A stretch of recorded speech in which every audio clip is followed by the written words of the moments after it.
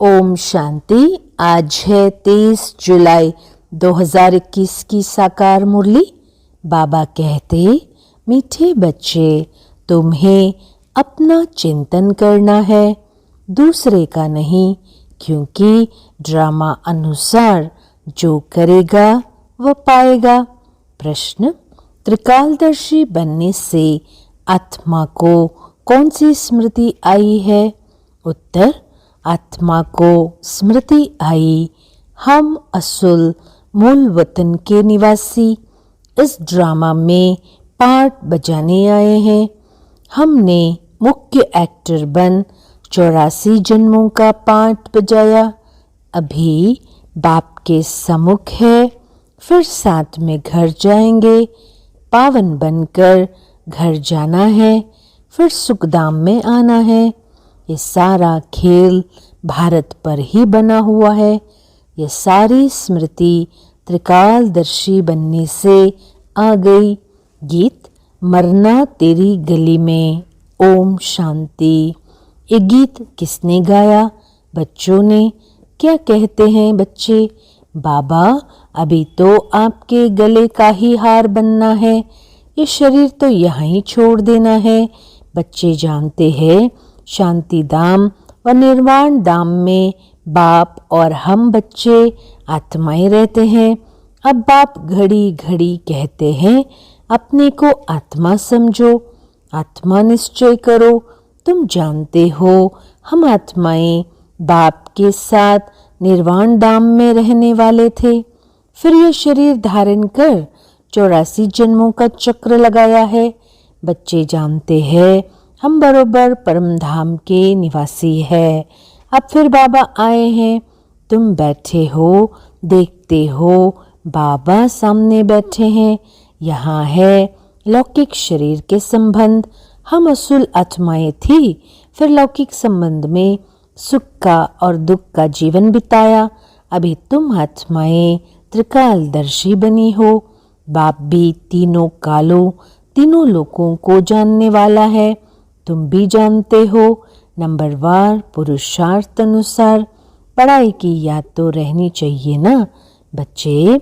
अभी स्मृति आई है, बाबा ने समझाया है, तुम मूल वतन में रहने वाले हो।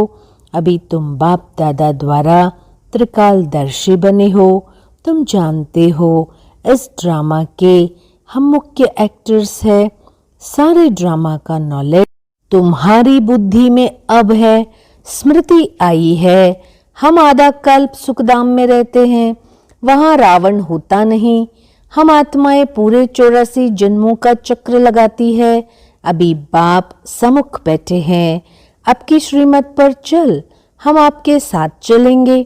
जितना हो सके आपको याद करेंगे। तुम बच्चों को सारा दिन यही ख्याल में रहना चाहिए, जबकि त्रिकालदर्शी बने हो। ऊंचते ऊंच है भगवान, उनके साथ तुम बच्चे भी ऊंचते ऊंच रहने वाले हो। अभी तुम बच्चों को घर की याद आई है। हम पवित्र बन अपने परम धाम घर जाएंगे। बाप शिव की पूजा होती है तो सालिग्रामों की भी पूजा होती है।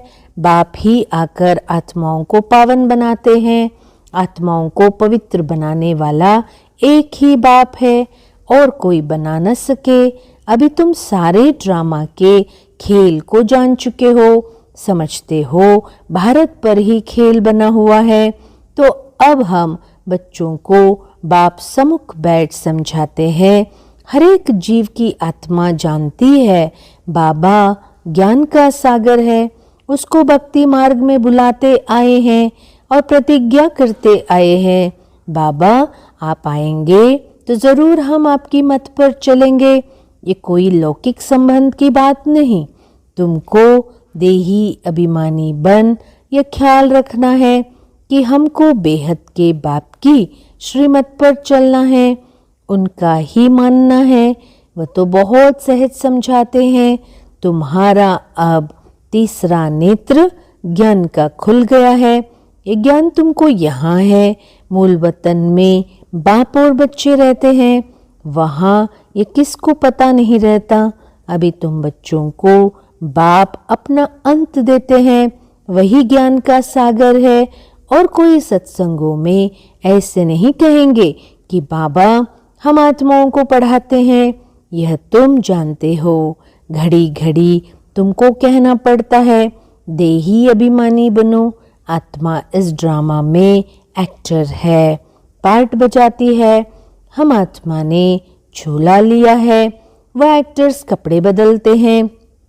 तुम आत्माएं निराकारी दुनिया से यहाँ आकर ये शरीर रूपी चोला लेती हो, वो सिर्फ अपने कपड़े बदलते हैं। हम आत्माओं को बाबा फिर से आकर राजयोग सिखला रहे हैं। अब तुम बच्चे समझते हो बाबा आया हुआ है तो ज़रूर हम बाबा के मददगार बनेंगे। पवित्र बन और सारे भारत को पवित्र बनाएंगे।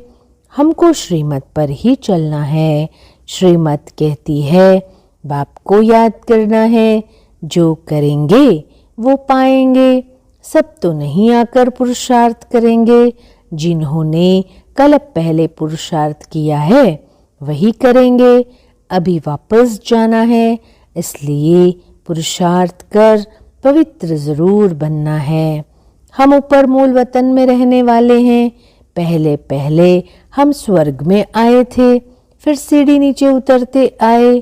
बाप समझाते भी भारतवासियों को है, भारत में ही आते हैं, याद भी भारत में करते हैं कि आकर हमें पावन बनाओ। शरीर धारण कर हमको श्रेष्ठ कर्म सिखलाओ। शरीर का नाम भी गाया हुआ है, यह भाग्यशाली रथ है। बाप भी कहते हैं मैं साधारण तन में प्रवेश करता हूँ।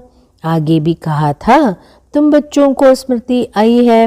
बरोबर 5000 वर्ष पहले भी बाबा ने यही कहा था और कोई भी ये बात बता नहीं सकते हैं। बाप ही कहते हैं 5000 वर्ष पहले भी मैंने इस शरीर में आकर तुमको समझाया था। बच्चे फिर तुम बच्चों को कहता हूँ आत्माभिमानी बनो। जैसे नाटक वालों को मालूम रहता है ना हम कौन सा वस्त्र पहनकर क्या क्या पार्ट बजाते हैं, परंतु वो तो है देह अभिमानी। यह है बेहद की बात, देही अभिमानी बनना है। हम असल आत्मा ही है। अभी हमारा पाठ पूरा होता है। बाप सम्मुख बैठ सब कुछ तुमको समझाते हैं, ये भूल नहीं जाना है। माया कितने विघ्न डालती है। बाप समझाते हैं बच्चे तुमको कोई भी विक्रम नहीं करना है। मनसा तूफान भल बहुत आएंगे, अपनी परीक्षा लेनी है। हमारी कर्म इंद्रियां चलायमान तो नहीं होती, हम काम को जीत सकते हैं। तुम्हारे लिए तो बहुत सहज है। हम आत्मा है, एक बाप के बच्चे हैं। बाप से ही योग लगाना है। कर्म इंद्रियों में चलायमानी होना यह भी देह अभिमान हुआ ना। तुमको कोई से भी डरना नहीं है, निर्भय बनना है। कभी भी कहाँ जाओ तो साक्षी हो देखना है। हम तो आत्मा है। इस खेल को तुम पूरा जान गए हो। ऊंचते ऊंच बाप है, ये बुद्धि में आया है। उनको बिंदी कहा जाता है। निराकारी दुनिया में आत्माओं का झाड़ है। बीज से झाड़ निकलता है, फिर नंबरवार पत्ते आते हैं। ये भी ऐसे हैं, ऊपर से नंबरवार आत्माएं आती है। आत्मा प्रवेश कैसे करती है, निकलती कैसे है, ये कोई देख न सके। अब बाप समझाते हैं तुम्हारी आत्मा पतित हो गई है, उनको पावन बनाओ। इन द्वारा बाप बैठ समझाते हैं। बाप तो कर्म इंद्रियों से बात करते हैं ना बच्चे। आत्मा बिंदी इसमें नहीं होती तो कर्म इंद्रियां कुछ कर नहीं सकती। इतनी छोटी बिंदी कितनी वंडरफुल है, उनमें सारी नॉलेज है। बाप ज्ञान का सागर है, जो तुमको बैठ समझाते हैं उनमें सारा ज्ञान है। यह भी उनका पाठ नोंदा हुआ है। तुम्हारी आत्मा में भी 84 जन्मों का पाठ है। तुम दुख सुख का पाठ बजाते हो, दुख में बहुत तकलीफ लेते हो। बाप कहते हैं मैं तो पुनर्जन्म में आता नहीं हूँ, तुम 84 जन्म लेते हो, मैं तो नहीं लेता हूँ। मैं आकर तुम बच्चों को सहज युक्ति बताता हूँ कि मुझे याद करो तो पावन बनेंगे। आधा कल्प तुम कामचिता पर बैठ तमो प्रधान बने हो। आत्माओं से ही बाप बात करते हैं। आत्मा के ऑर्गन्स पहले छोटे होते हैं, फिर बड़े होते हैं। आत्मा तो छोटी बड़ी होती नहीं। आत्मा ही कहती है, हे पतित पावन आओ। आत्मा बाप को पुकारती है। बाप कहते हैं, मैं कल्प कल्प आता हूँ तुम पतितों को पावन बनाने। अभी तुम जानते हो आत्मा कैसे आती जाती है। मनुष्य बहुत माथा मारते हैं, देखे आत्मा कैसे निकलती है, परंतु किसको पता नहीं पड़ता, क्योंकि यह अति सूक्ष्म छोटी सी आत्मा में कितना पाठ है। जैसे बीज में सारा ज्ञान है, वह तो बीज है जड़। बड़ का झाड़ होता है, उसका बीज कितना छोटा, उनसे झाड़ कितना बड़ा लंबा निकलता है। कलकत्ते वाले बड़ का झाड़ कईयों ने देखा होगा, बहुत बड़ा झाड़ है। अब उनका फाउंडेशन सारा सड़ गया है, बाकी झाड़ कड़ा है। यह भी ऐसे है, देवता धर्म का फाउंडेशन है नहीं, झाड़ की भी अब जड़ीबूत अवस्था है। यह भी तुम जानते हो। तब तो गवर्नमेंट को भी कहते हो कि हम इतने समय में दुनिया को पावन बनाकर दिखाएंगे। मनुष्य इन बातों को समझते नहीं। तुमको तो निश्चय है कि हम इस भारत को श्रेष्ठाचारी जरूर बनाएंगे, तब तो भ्रष्टाचारी दुनिया का विनाश होगा। ये जो चाहते हैं शांति हो जाए। आत्मा पाठ बजाते बजाते थक गई है, इसलिए पुकारती है, हे शांति देवा। ये थोड़ी समझते हैं आत्मा शांत स्वरूप है, परंतु यहाँ आत्मा को कर्म इंद्रियों द्वारा कर्म तो जरूर करना ही है। शांति दो कहते हैं कि किसको पता नहीं है कि शांति धाम अलग है, सुख धाम अलग है। सुख धाम में बहुत थोड़े मनुष्य होते हैं, वह है ही पवित्र दुनिया। वह शांति तो कोई मांगते नहीं। कर्म तो वहाँ भी करते हैं, परंतु वहाँ अशांति नहीं होती। जीवन मुक्ति धाम अथवा शांति धाम दोनों अलग है। सतयुग में जीवात्माओं को सुख भी है तो शांति भी है। एवर हेल्दी वेल्दी रहते हैं। अभी तुम जानते हो स्वर्ग किसको कहते हैं। दुनिया में ये भी किसको पता नहीं है कि स्वर्ग क्या है। ये लक्ष्मी नारायण बच्चे हैं ना, इन बच्चों को भी सुख किसने दिया? कोई तो सुख देने वाला है ना। क्या इन्हों का फिर राज्य आने वाला है? स्वर्ग जरूर फिर रिपीट होगा। स्वर्ग में जब होंगे तो वहां ऐसा नहीं कहेंगे कि नर्क फिर से रिपीट करेंगे। अभी कहते हो पवित्रता सुख शांति की नई दुनिया फिर से रिपीट होगी। ये तो पुरानी दुनिया दुखधाम है, इनको आयरन एज कहा जाता है। नई दुनिया भी तो थी ना, उनको स्वर्ग कहते हैं। ये ज्ञान तुम्हारी बुद्धि में ठहरा हुआ है। बराबर हम फिर से देवी देवता बन रहे हैं। तुम्हारी एम ऑब्जेक्ट ही यह है। हम फिर से स्वर्ग की बादशाही लेते हैं। बेहद के बाप से वर्षा जरूर पाएंगे। यह अच्छी रीति याद करना है। हम आत्माएं वहाँ रहती है, फिर यहाँ आए हैं पाठ बजाने। अब स्मृति मिली है 84 जन्म कैसे लेते हैं। बाप समझाते भी तुम ब्रह्मा मुख वंशावली ब्राह्मणों को है। ब्राह्मण बनने बिगर, प्रजापिता ब्रह्मा का बच्चा बनने बिगर शिव बाबा से वर्षा कैसे लेंगे? प्रजापिता ब्रह्मा तो मशहूर है ना।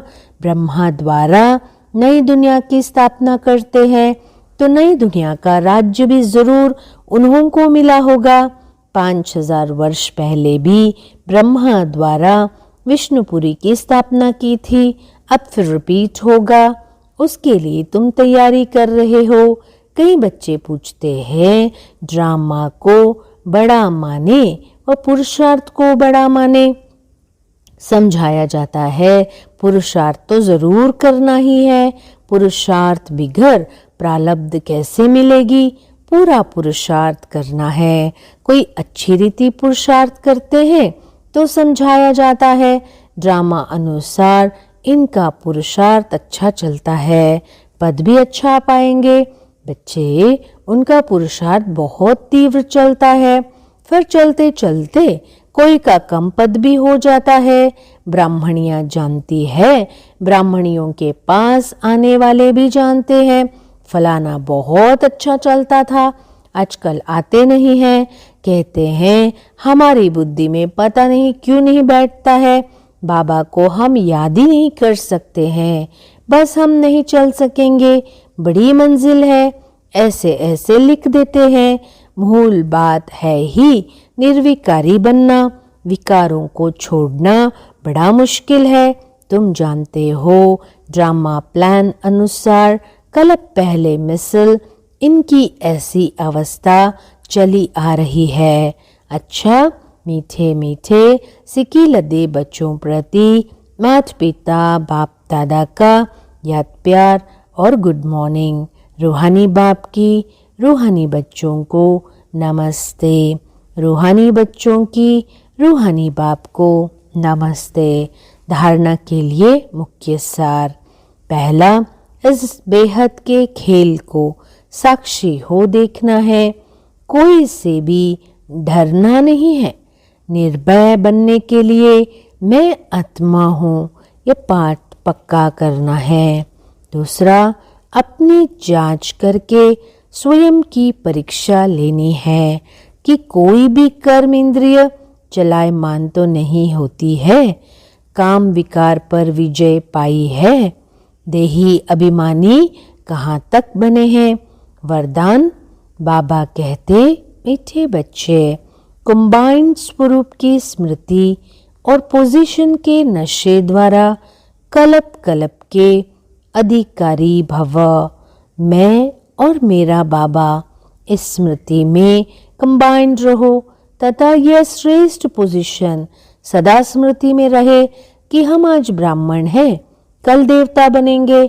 हम सो हम का मंत्र सदा याद रहे तो इस नशे और खुशी में पुरानी दुनिया सहज भूल जाएगी। सदा यही खुमारी रहेगी कि हम ही कल्प कल्प की अधिकारी आत्मा है। हम ही थे, हम ही है और हम ही कल्प कल्प होंगे। स्लोगन, स्वयं का स्वयं ही टीचर बनो तो सर्व कमजोरियां स्वतः समाप्त हो जाएगी। ओम शांति।